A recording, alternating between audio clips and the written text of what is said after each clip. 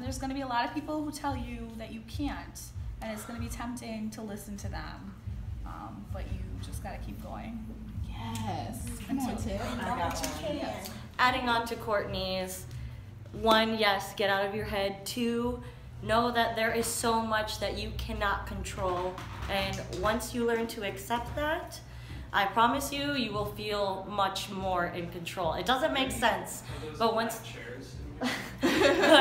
you realize that you can only do what you do best, and it's out there, then it allows you to feel freer.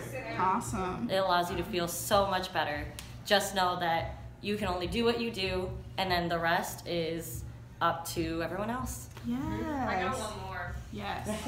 And this is for if you're an actor or with whatever you're doing, whatever you're most passionate about, you gotta like check back in with yourself every now and then and make sure you're making that your first priority. Because there have been so many times in my life where I've caught myself being like, wait a second, I'm spending all my energy and all my time on this thing that I'm not super passionate about. You know, whether it was a club I was in at school or a day job or like acting as like a support for a friend who wasn't looking anywhere else for support. You know, you got to support your friends, but you got to make sure that you're not sacrificing your own self and your own journey for that 100%.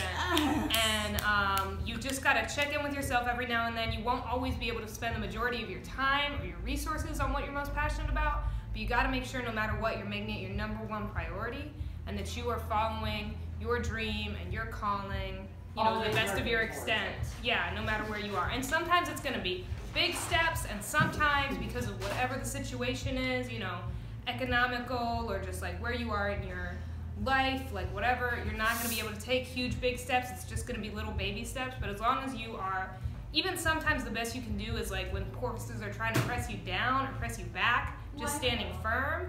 You're not always going to be moving forward really fast, but as long as you don't let yourself get pushed back and pushed back all the time, you're making it. Oh my gosh, come on.